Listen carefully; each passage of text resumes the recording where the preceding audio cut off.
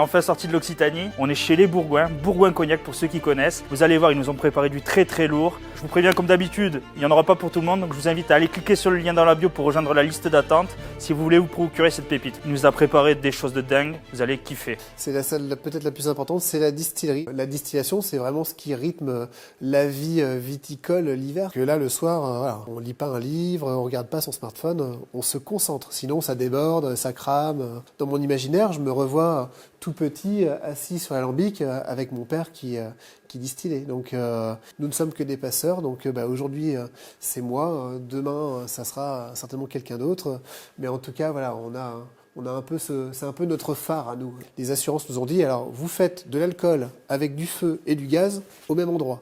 Donc il est hors de question que ça soit piloté par un smartphone à distance, parce que ça dure quand même 4 mois. Hein, donc au bout de 4 mois de distillation, on est quand même voilà, on est assez fatigué. Mon arrière-grand-père est venu faire les vendanges ici en 1930. La fille du propriétaire lui a bien plu et il est jamais reparti. On est toujours dans ces vieux murs et on est content d'y être. Toute l'idée est là, c'est d'arriver à faire du contemporain avec du traditionnel. C'est la particularité en fait de la philosophie Bourgoin-Cognac, c'est qu'on ne propose que des eaux-de-vie qui ne sont pas assemblées. Le maître de chai, en l'occurrence moi-même, je vais dans le chai, je sélectionne une barrique et cette barrique va être embouteillée. Nous sommes au cœur de la parcelle. Bon, cette année un peu atypique puisqu'il a fait très très chaud et les baies de raisin n'ont pas pu se gorger au moment de la véraison. Dans 15-20 ans, on verra comment ça a évolué et si le distillateur a été bon. C'est pas comme le bon et le mauvais chasseur, c'est ça. Certification bio, envie de faire les choses bien quand on se lève le matin. Donc là, vous êtes dans un vieux chai, dans notre vieux chai. Vous avez entendu parler de la part des anges, donc ça c'est pas un mythe. Chaque année, moi je perds 3% de ma barrique. Donc au bout de 30 ans, vous avez perdu la moitié de votre barrique. C'est aussi la partie de la fabrication où on peut être relativement créatif. J'ai fait des vieillissements dans des micro-barriques, à savoir des toutes petites barriques de 10 litres. Donc ça effectivement, ça permet d'avoir une surface de bois au litre relativement importante. Chez nous, vous allez retrouver une qualité qui est réduite avec 1% d'eau de mer microfiltrée. Ça nous permet d'être relativement innovant dans une catégorie qui a pourtant 3 siècles d'inertie. Alors moi, j'ai pas caché de trésors, par contre, je sais où sont mes trésors. On fait tout du mieux qu'on peut. Mais à partir d'un moment donné, vous enfutez vos eaux de vie dans des barriques et c'est l'histoire un peu des droites presque parallèles. À partir de 2 ans de vieillissement, ça se voit pas, tout le monde est à peu près similaire.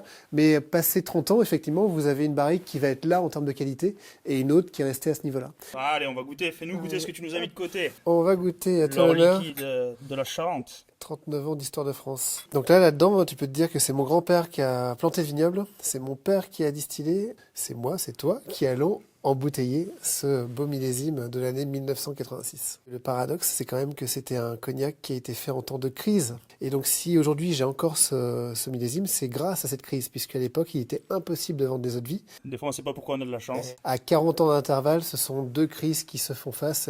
C'est la crise de la quarantaine. On va rester optimiste, on va goûter. Faut se donner un peu de courage. Donc là, tu l'as, la charge aromatique. Hein. Ah ouais. Et donc là, pareil, hein, donc pas de caramel ou pas de saloperie, rien du tout. Hein, c'est vraiment juste l'infusion du bois de la barrique. Donc là, c'est du chêne à gros grains du Limousin hein, sur une barrique de 350 litres. Et donc, voilà, quoi, après 39 ans, on a cette belle couleur or.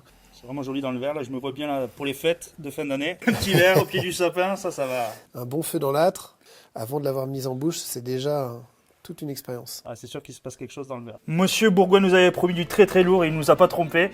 Une barrique de 1986, il y en aura seulement 160 bouteilles. Donc je vous invite à cliquer sur le lien dans la bio pour rejoindre la liste d'attente. C'est le cadeau idéal pour les fêtes de fin d'année, vous allez vous régaler.